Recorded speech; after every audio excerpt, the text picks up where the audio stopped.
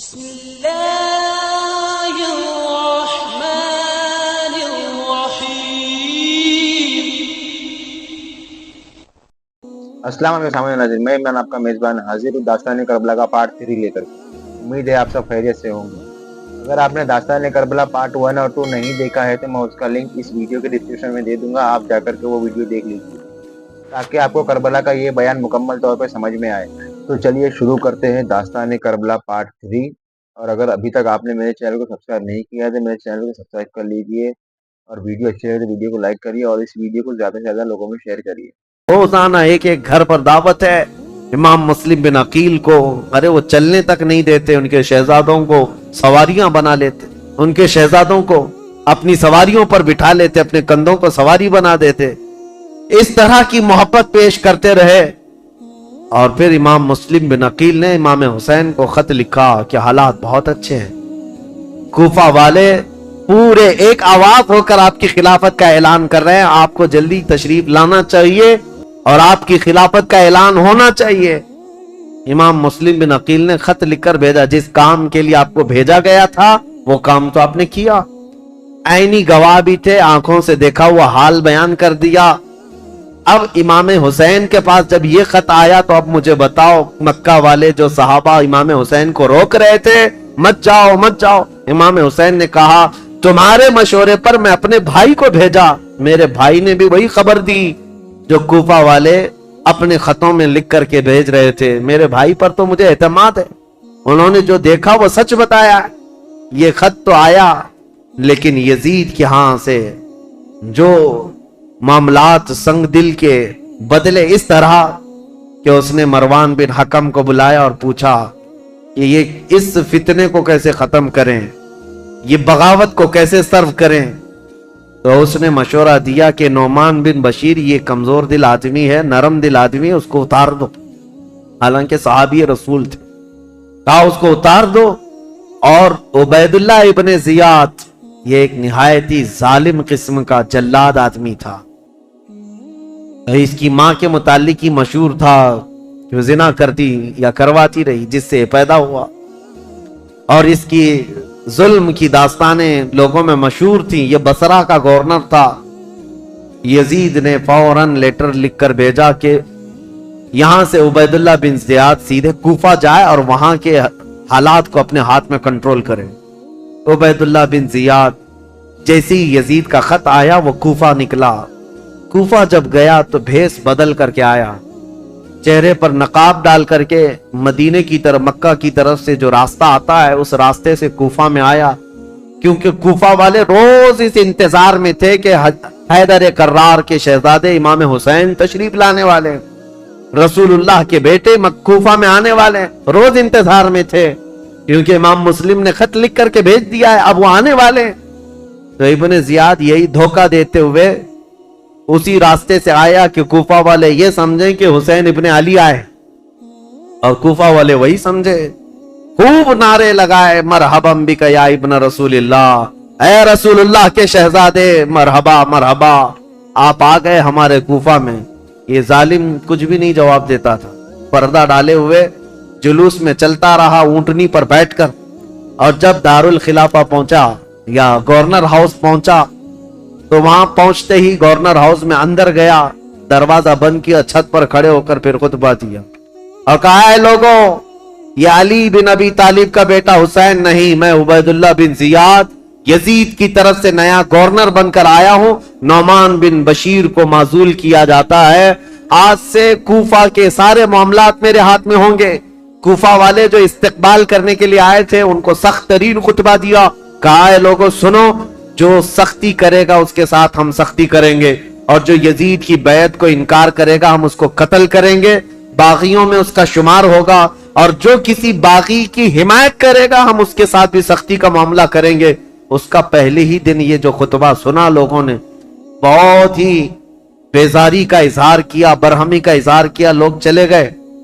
اب امام مسلم بن عقیل کے حالات اب بدلنے کو آ گئے، کوفہ والے بس گیدڑ بھپکی سے ڈر گئے، عبید اللہ بن زیاد کے ایک خطبے سے ڈر گئے، اور اس کے بعد دوسرے دن عبید اللہ بن زیاد نے کیا کیا، کوفہ کے جتنے قبیلے تھے، خاندان تھے، ان خاندانوں کے جو بڑے لوگ تھے، خاندان کا جو بھی رئیس ہوتا، ان سب کو اپنے گورنر ہاؤس میں بلایا اور بلا کر کے اتنا سخت ڈرایا اور کہا تم میں سے کوئی بھی اگر مسلم بن عقیل کو اپنے گھر میں پناہ دیا یا دیتا ہوا نظر آیا تو میں تمہاری پھانسی کا پھندا یہیں پر لٹکاؤں گا، اور اس کے بعد تمہارے لیے وہ عبرتناک سزا ہوگی، اس لیے کہ یزید امیر المومنین کی طرف سے مجھے یہ آرڈر ہے۔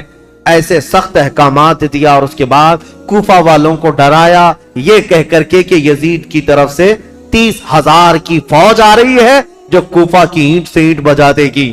سارے سردار ڈر گئے، جتنے قبیلوں کے آقا تھے ان کے جو رئیس تھے وہ ڈر کے مارے چھپ گئے، اور حضرت امام مسلم بن عقیل کو آ کر یہ معاملات کی خبر دی۔ امام مسلم بن عقیل جس گھر میں تھے، عبید اللہ مختار بن عبید جس کے گھر میں تھے، وہاں سے آپ ہجرت کر گئے، وہاں سے نکل گئے کہ یہاں رہنا اچھا نہیں، تو وہاں سے نکل کر کے ایک بہت ہی عمر دراز صحابی تھے کوفہ میں، ہانی بن عروہ، ان کے گھر گئے۔ یہ محب اہل بیت تھے، خاندان نبوت عروہ ان کے گھر گئے، یہ محب اہل بیت تھے، خاندان نبوت کے چاہنے والے تھے۔ امام مسلم بن عقیل ان کے گھر جاتے، ہانی بن عروہ نے ان کا استقبال کیا اور اپنے گھر کے ایک کمرے کے اندر ان کو چھپا دیا، رازداری کے ساتھ امام مسلم بن عقیل اور ان کے شہزادوں کو اپنے گھر میں رکھا، اور جتنے اہل بیت سے لوگ محبت کرتے تھے صرف ان کو معلوم تھا کہ امام مسلم بن عقیل ہانی بن عروہ کے گھر میں ہے، اور اس کے باوجود امام مسلم بن عقیل ہانی بن عروہ کے گھر میں رہ کر بھی کوفہ والوں کو بلاتے رہے، جو اب تک 60,000 کی تعداد میں پہنچے تھے بیعت کرنے والے۔ اب ان لوگوں میں اب چھانٹنا شروع کیا کہ ابھی بچے کتنے ہیں۔ ہانی بن عروہ کے گھر میں جب آپ خفیہ لوگوں سے ملاقات کرتے تھے اس وقت بھی 18,000 لوگ ابھی بھی امام مسلم بن عقیل کے ساتھ تھے۔ آ کر کے انہوں نے اپنے ساتھ ہونے کا اظہار کیا۔ امام مسلم بن عقیل نے کہا کہ اب بھی حالات صحیح ہیں، کچھ بدلے تو کیا ہوا، کچھ تو موجود ہیں، امام حسین کو آنا چاہیے۔ دوسرا خط بھی انہوں نے لکھا کہ حالات قابو میں آنے کے لائق ہیں، آپ تشریف لائیں۔ دوسرا خط بھی گیا امام حسین کو، لیکن اب امام مسلم بن عقیل کی تلاش شروع کر دیا عبید اللہ بن زیاد۔ یہ ہر جگہ لوگوں سے پوچھنے لگ گیا کہ مسلم بن عقیل جو آئے ہیں حسین کی طرف سے وکیل بن کر، وہ کس کے گھر میں چھپے ہوئے، کوئی بتانے کو تیار نہیں تھا۔ اب عبید اللہ بن زیاد نے ایک غلام کو پیسہ دے کر کے بھیجا، 3,000 درہم یا دینار، کہا کہ تو جا کر کے کسی نہ کسی طرح سے تلاش کر کے معلوم کر کے مسلم بن عقیل کہاں چھپے ہیں۔ اب وہ روزانہ گھومتا تھا اور جو اہل بیت سے محبت کرنے والے ہیں وہ جانتا تھا، تو ایک مسلم بن اوسجہ اسدی رضی اللہ تعالیٰ عنہ محب اہل بیت سے مسجد میں عبادت میں رہتے، ان کے پاس گیا یہ غلام جس کا نام معقل تھا۔ یہ گیا اور کہا جا کر کے مجھے مسلم بن عقیل سے ملنا ہے۔ تو مسلم بن اوسجہ اسدی یہ کہتے ہیں تو مجھ سے ہی کیوں پوچھ رہا ہے، مسجد میں اور بھی بہت سارے لوگ ہیں۔ تو یہ غلام کہتا ہے آپ تو جانتے ہیں حالات خراب ہیں، میں اہل بیت کا کٹر حامی ہوں، محب ہوں، میں کچھ نظر اور نیاز لے کر کے آیا ہوں امام مسلم بن عقیل کو دینے کے لیے، وہ ہمارے شہر کوفہ میں غریب ہیں، لوگوں نے ان کو پریشان کر رکھا ہے۔ تو حضرت مسلم بن اوسجہ اسدی سمجھ گئے کہ یہ محب اہل بیت ہے، اس کو پکڑ کر ہانی بن عروہ کے گھر لے گئے، آؤ میں تجھے ملاتا ہوں۔ حضرت ہانی بن عروہ کے گھر یہ معقل غلام گیا تو دیکھا حضرت مسلم بن عقیل اور ان کے دونوں شہزادے گھر کے اندر ایک کمرے کے اندر موجود ہیں، اور جتنے اہل بیت سے محبت کرنے والے رازدار لوگ تھے وہ آتے تھے، ملتے تھے، جاتے تھے۔ انہی میں یہ معقل غلام بھی گیا، جا کر 3,000 درہم نظر میں رکھا اور اس کے بعد رو دھو کر کے ان کے سامنے محبت کا اظہار کیا اور کہا میں محب اہل بیت ہوں، مجھے آنے کی اجازت ہو۔ تو اس کو آنے کی روزانہ اجازت ملی، دن بھر ان کے حجرے میں بیٹھا رہتا، کتنے لوگ کوفہ سے ان سے ملنے آ رہے ہیں، کون کون کیا کیا باتیں کر رہا ہے سب سنتا، اور رات میں جا کر عبید اللہ بن زیاد کو ساری رپورٹ دیتا، ساری جاسوسی کرتا تھا۔ اس زمانے کا وہ مشہور ٹپر جو یہاں پر بھی بہت سارے لوگ اس طرح کے، اس لیے مجھے یہ کہنا پڑ رہا ہے یہ سب سے برا کام ہے جس پر اللہ اور اس کے رسول کی لعنت ہوئی ہے۔ میرے آقا صلی اللہ تعالیٰ علیہ وسلم نے ان کے لیے جہنم کی بشارت دی ہے जो मुसलमानों की जासूसी करते हैं या मुसलमानों की खबरें कुफार और मुशरिकीन को पहुंचाते हैं, उनको मुनाफिकीन में शुमार किया गया, मुनाफिकीन में शुमार किया गया है। हुजूर अकरम सल्लल्लाहु तआला अलैहि वसल्लम इस कदर नाराज थे, इस कदर नाराज सिर्फ एक सहाबी के बारे में। बीच में बात आई, अर्ज करता हूं तौबा करें मेरे अजीजों। मैं मुंबई के एक इलाका जहां घनी आबादी है मुसलमानों की, नाम नहीं जिक्र कर रहा हूं क्योंकि रिकॉर्ड होता है और हर जगह चीजें पहुंचती। एक घनी आबादी का इलाका है, वहां जाने के बाद एक हाजी साहब है, उनसे मुलाकात हुई तो लोगों के कारोबार पूछ रहे थे। तो उसमें उन्होंने कहा कि यहाँ के अक्सर मुसलमानों का जो कारोबार है वो टिप देना है, पुलिस को टिप देना है, इसी पर इनकी रोजी रोटी चलती है। और कुछ जो है झूठे फर्जी कागजात पर फ्लैटों की खरीदो फरोख्त करते हैं, टोपी डालते हैं, यही कारोबार है। नौज़ बिल्लाह मिन ज़ालिक। इन बातों में हमारी कौम को सबसे ज्यादा बदनाम किया गया है या होगा। 500 रुपए 1000 रुपए के लिए क्या कोई अपनी कौम बेच देगा? कोई अपनी कौम बेच देगा? मेरे अजीजों, तुम हरगिज ये मत समझना कि तुम्हारी खबरें देने से तुम उनके सामने अजीज बन जाओगे। वो ऐसे कुत्ते हैं कि एक शिकार के बाद दूसरा शिकार तुम ही होगे, तुम्हारा ही नंबर हो। और मैं जो बात अर्ज कर रहा था हदीस, वो अर्ज करके आगे बढ़ता हूं। एक सहाबी हजरत अबू लुबाबा, यहूदियों के मुतालिक हुजूर ने रात में मीटिंग की थी कि इनके साथ क्या करना है। सारे सहाबा का इत्तेफाक हो गया था। यहूदी चूंकि धोखा दिए थे मदीने वालों को, मीटिंग में बात पास हो गई कि क्या करना है, लेकिन हुजूर ने रात में यह कहा था कि कोई भी इस बात की खबर बाहर नहीं पहुंचाएगा, ये रसूलुल्लाह का राज है। लेकिन हजरत अबू लुबाबा साहबी ये बाहर जा रहे थे, यहूदियों ने उन्हें पकड़ लिया। पुरानी दोस्ती थी, बचपन की दोस्ती थी। कहा अबू लुबाबा, सुना है रसूलुल्लाह ने कुछ मीटिंग की है हमारे बारे में, क्या मशवरा हुआ है? कहा नहीं बताऊंगा, हरगिज नहीं बताऊंगा, अल्लाह के रसूल का राज है। तो उन पर प्रेशर डालने लगे, पुरानी दोस्ती का वास्ता देते हुए, बचपन की दोस्ती है, कुछ तो बताओ, अच्छा इशारा तो बताओ। मेरे अजीजों, आज तो जानबूझ करके पूरा अपना प्रोफेशनल और अपना कारोबार बनाए हुए लोग हैं। वो तो हजरत अबू लुबाबा गलती से उनके हाथों लग गए, तो उन्होंने इशारे से सिर्फ यूं कहा था कि तुम्हारा हो जाएगा काम होने में। और यहूदी रातों रात पूरा मदीना खाली करके भाग गए। दूसरे दिन हुजूर को खबर हुई, हुजूर ने बुलाया, पूछा कि किसने खबर की हमारे रात की बात को। तो हजरत अबू लुबाबा कहते हैं खड़ा हो गया, क्योंकि पता है ना भी बताता तो मुखबिर सादिक सल्लल्लाहु अलैहि वसल्लम को हर बात की खबर है। हजरत अबू लुबाबा खड़े हो गए, कहा या रसूल अल्लाह, ये जुर्म मेरा है, लेकिन मैंने जानबूझकर के आपका राज इफ्शा नहीं किया और ना ही मुसलमानों की कोई बात जानबूझकर यहूदियों को बताया। मैं तो रास्ते पे जा रहा था और अचानक उनके हत्थे चढ़ गया। उन्होंने मुझे बचपन की दोस्ती याद दिलाई और बहुत ज्यादा दबाव डाला, मैंने इशारा किया था बस। जानते हो इस बात पर मेरे आका ने क्या फरमाया? नबी पाक सल्लल्लाहु तआला अलैहि वसल्लम खड़े हो गए, सारे मदीने के सहाबा से कहा, आज के बाद से अबू लुबाबा से कोई मुसलमान न सलाम करेगा न मुसाफा करेगा। हुजूर पाक ने फरमाया मुकम्मल तौर पर अबू लुबाबा का बाइकआउट करो, कोई सलाम भी नहीं करेगा, मुसाफा भी नहीं करेगा। हजरत अबू लुबाबा के मुतालिक इतना सख्त हुक्म हुजूर ने फरमाया। और आज भी मदीने तैयबा मस्जिद नबवी जाओगे, वहां सुतूनों में, मस्जिद के अंदर जो सुतून है ना, उन सुतूनों में एक सुतून हजरत अबू लुबाबा के नाम से है। अबू लुबाबा ने क्या किया, अपनी बीवी को बुलाया और कहा अब मैं जीने के काबिल नहीं हूं, मुझे इस खंबे से बांध देना जब तक मेरी तौबा कबूल ना हो। उनको रस्सी से उनकी बीवी बांध कर चली जाती।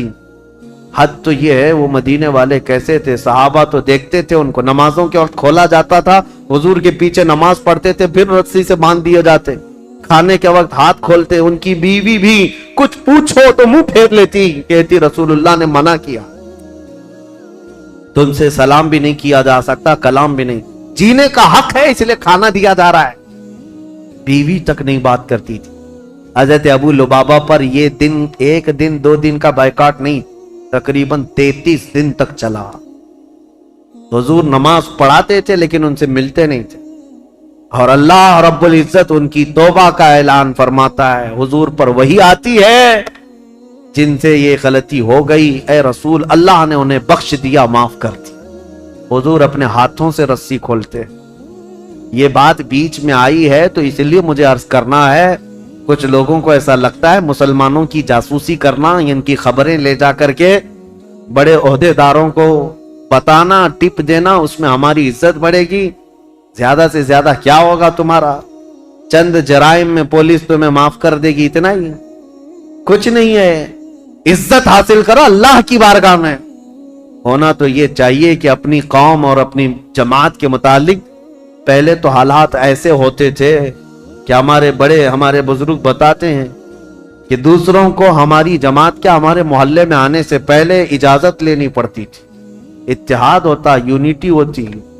آج ہر کوئی ایک دوسرے کے پیچھے پڑا ہوا ہے، اس کی جاسوسی وہ کرے، اس کی جاسوسی یہ کرے، جاسوسی میں پوری زندگی گزر جا رہی۔ قیامت کے دن اللہ کی بارگاہ میں کیا کہو گے؟ اور قرآن کا 26ویں پارے کی یہ آیت بھی یاد رکھو، اللہ نے فرمایا اجتنبوا کثیرا من الظن، اللہ فرماتا ولا تجسسوا، لوگوں کی جاسوسی مت کرو۔ اور جو جاسوسی کرتا ہے مومن کے لیے، یا غیبت کرتا ہے اس کے لیے اللہ قرآن میں فرماتا گویا کہ وہ اپنے مرے ہوئے بھائی کا گوشت کھاتا ہے، مرے ہوئے بھائی کا گوشت کھاتا ہے۔ میں ان سب سے کہوں گا ظالموں، مردہ کھانے والوں، توبہ کر لو، ابھی دن باقی ہیں، ابھی دن باقی ہیں۔ تم نے جن لوگوں کو ذلیل کرنے کے لیے آج تخت پر بیٹھے ہوئے لوگوں کی رضامندی حاصل کرنے کے لیے مسلمانوں کی خبریں لے جا کر پہنچاتے ہو، دن بدلیں گے، وقت بدلے گا، پھر تمہاری حالت ایسی ہوگی، نہ تم اپنی قوم کے ہوگے نہ کسی اور قوم کے ہوگے، تمہیں منافقین میں شمار کیا جائے گا۔ توبہ کر لو۔ امام مسلم بن عقیل کی خبریں پہنچانے والا وہ ماقل غلام، اس کے ساتھ یہی ہوا 3000 درہم دے کر کے نذرانہ اور ساری رپورٹیں لا کر عبید اللہ بن زیاد کے پاس پہنچاتا تھا۔ عبید اللہ بن زیاد ساری باتیں سنتا رہا اور ہانی بن عروہ کو ایک دن بلا لیا۔ کہا ہانی بن عروہ سے اس کے پرانے تعلقات تھے، لیکن ہانی بن عروہ جب سے وہ آیا تھا ملنے نہیں گئے تھے۔ بلایا اچانک گورنر ہاؤس پہ، کہا کیا بات ہے ہانی بن عروہ، ہم سے ملاقات نہیں کر رہے ہو؟ کہا میں بیمار تھا اس لیے نہیں آیا۔ کہا بیمار نہیں، تم تو فتنوں میں مبتلا ہو، امیر المومنین کے خلاف فتنہ کرنے کا گھر کو اڈا بنا رکھا ہے، مسلم بن عقیل کو تم سہارا دیے ہوئے ہو، روزانہ پلاننگ کرتے ہو اپنے گھر میں، اور خلافت کے خلاف لوگوں کو بغاوت پر ابھار رہے ہو۔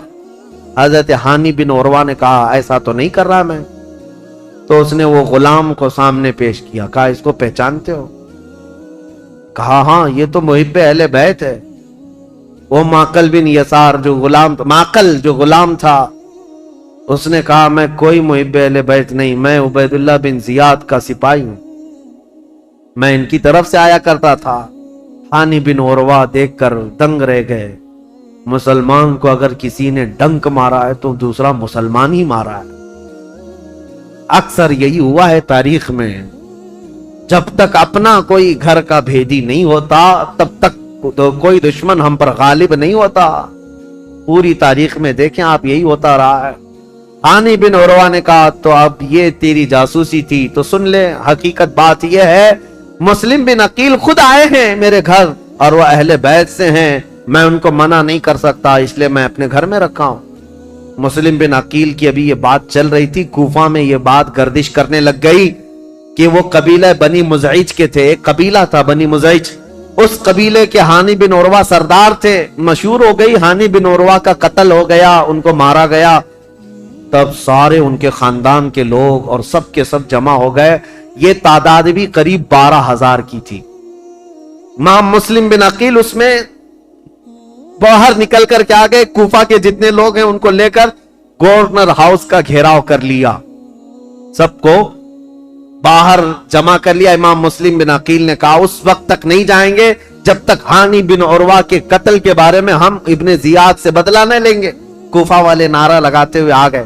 یہ وقت بھی ایسا تھا، امام مسلم بن عقیل چاہتے تو پورے گورنر ہاؤس کو تباہ کر دیتے، لیکن جب 12,000 لوگ آئے تھے تو ابن زیاد نے کیا کیا، ہانی بن عروہ کو اس نے قتل نہیں کیا تھا، گھر وہیں گورنر ہاؤس میں قید کر کے رکھا تھا، بوڑھے صاحب ہی تھے، ان کو پکڑ کر کے چھت پر لایا گیا، اور یہ زور زبردستی ان سے کہا گیا اپنے قبیلے والوں سے کہہ دو واپس چلے جائیں، اپنے قبیلے والوں سے کہہ دو مسلم بن عقیل کا ساتھ چھوڑ دیں، ورنہ ہانی بن عروہ تمہارا قتل ہو جائے گا، ٹکڑے ہو جائیں گے۔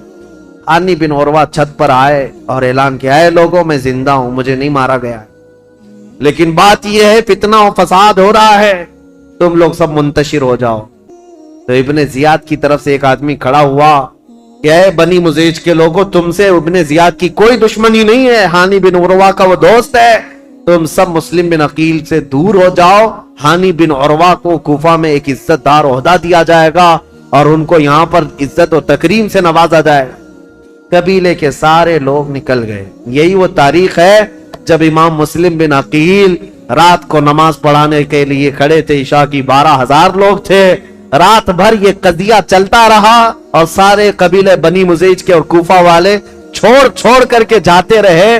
صبح کے وقت امام مسلم بن عقیل کے پیچھے فجر میں صرف 3 لوگ باقی تھے، 3 لوگ باقی رہ گئے۔ تاریخ میں ایسا باپ کبھی سنا ہے اپنے 12,000 لوگ ایک بیت چھوڑ کر کے جائیں اور 3 لوگ باقی رہ جائیں؟ یہ رسول اللہ کے خاندان والوں کا بہت عظیم امتحان تھا۔ امام مسلم بن عقیل نے دیکھا کہ یہ سارے چھوڑ کر چلے گئے، لیکن ہوا کیا، سب کے جانے کے بعد حضرت امام مسلم بن عقیل اب تیسرا گھر ڈھونڈنے والے تھے کہ کسی کے گھر تو رکوں جا کر۔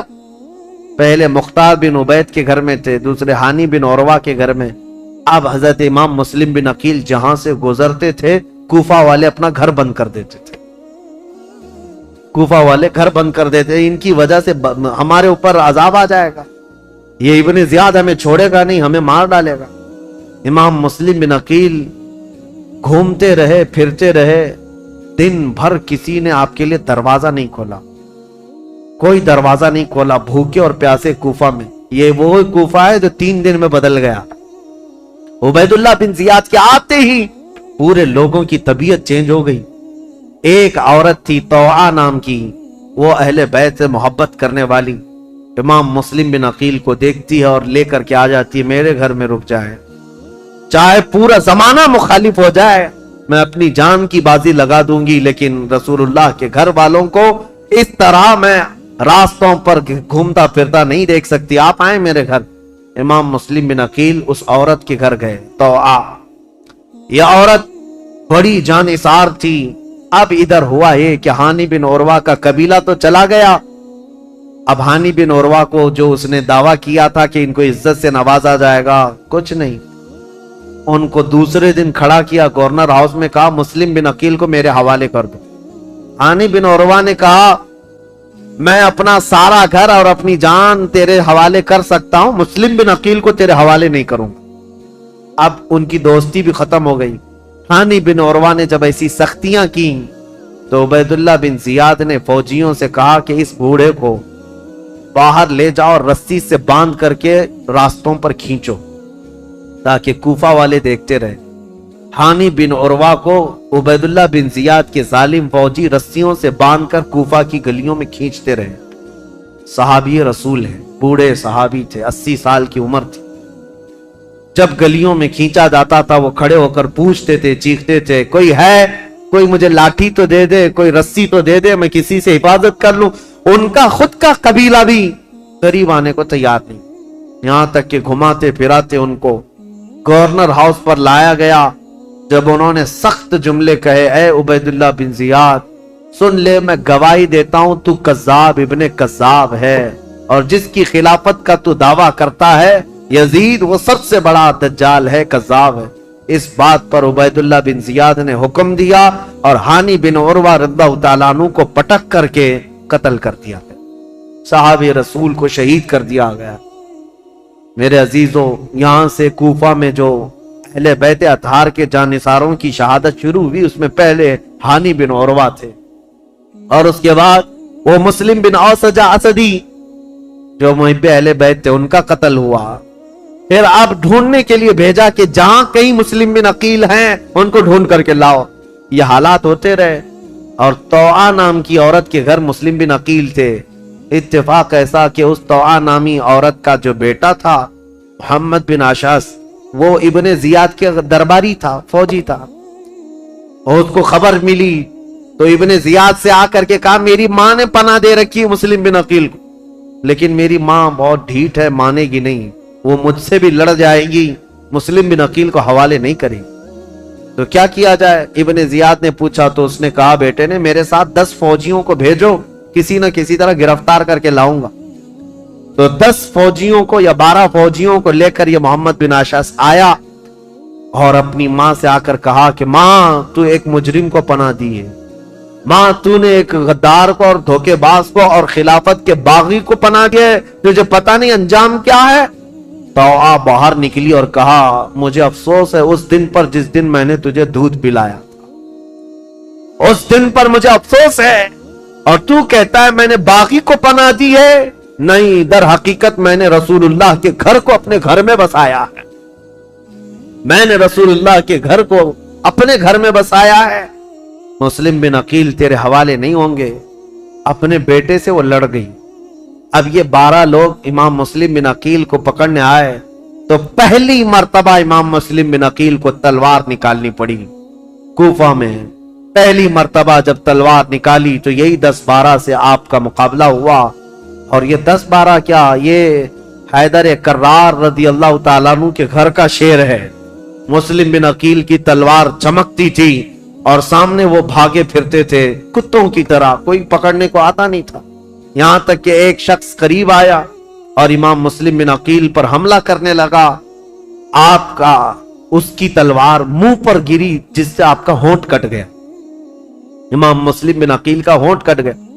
امام مسلم بن عقیل، سخت شدت کی دھوپ ہے اس دن، طوعا نامی خاتون سے کہتے ہیں اے محب اہل بیت، جانثاران اہل بیت کی خاتون، مجھے تھوڑا پانی دے دے، میں پانی پیوں گا اور ان کا کام تمام کروں۔ خاتون پانی لائی، ایک کھٹورے میں پانی لائی۔ امام مسلم بن عقیل پانی کے لیے جیسی کھٹوری آگے کرتے ہیں، خون پورا اس پانی میں گرتا۔ آپ نے پانی پھینک دیا کہ خون کا قطرہ پانی میں مل جائے تو حرام ہے، پانی نہیں پیا جا سکتا، خون پینا حرام ہے۔ دوسری کھٹوری لائی گئی، آپ جب لبوں کے قریب لگاتے اس میں بھی خون ٹپکتا تھا، آپ نے وہ پانی بھی چھوڑ دیا، کہا صاف پانی پینا مسلمان کے لیے حلال ہے، خون جس پانی میں مل جائے وہ حرام ہے، میں حرام پانی اخیر وقت نہیں پی سکتا۔ تیسری مرتبہ لایا گیا، تیسری مرتبہ بھی وہ کھٹوری خون سے لال ہو گئی، آپ نے رکھ دیا اور کہا شاید اب میری زندگی میں دنیا کا پانی نہیں۔ امام مسلم بن عقیل لڑنے کے لیے پھر باہر آئے تو ان ظالموں نے کیا کہا، محمد بن اشعث وغیرہ نے کہا مسلم ہم تم سے لڑنا نہیں چاہتے، امان دیتے ہیں۔ ایک شخص اس میں سے کہا میں امان دیتا ہوں، بس بات اتنی ہے کہ تم چلو عبید اللہ بن زیاد کے سامنے، تمہارے آمنے سامنے گفتگو ہو جائے، ہم اتنا ہی کہتے ہیں۔ جیسے آج بھی آتے ہیں نا پولیس والے، صرف بات کرنا ہے، بات کرنے کے لیے جانا ہے۔ امام مسلم بن عقیل سے کہا صرف بات کرنے کے لیے چلو، اور اس وقت عربوں میں امان دینے کا مطلب یہ ہوتا ہے کہ پھر جنگ نہیں ہوتی، اور اس کے لیے جس نے امان دیا وہ تلوار اٹھا لیتا، عرب میں یہ دستور تھا۔ تو امام مسلم بن عقیل نے اپنی تلوار چھوڑ دی، کہا چلو ٹھیک ہے تم نے امان دے دی، میں چلتا ہوں ابن زیاد کے پاس گفتگو کروں گا۔ جب جانے لگے اور اس وقت جیسی ہی ان کی بگی میں بٹھایا گیا، گھوڑے پر بٹھایا گیا، تو ظالموں نے پیچھے سے ان کے ہاتھ باندھنا شروع کر دی۔ امام مسلم بن عقیل کے ہاتھ باندھے۔ آپ نے پوچھا جب تم نے امان دے دیا اور صرف بات ہی کرنا ہے تو پھر یہ ہاتھ باندھنا کیوں شروع کیا؟ یہ پہلی غداری ہے تمہاری۔ کہا نہیں ابن زیاد کے پاس چلو۔ جب وہاں پہنچے تو آپ کو اس انداز سے نہیں لے جایا گیا جیسے بلایا گیا تھا، کھینچ کر کے بے عزتی کے ساتھ لایا گیا۔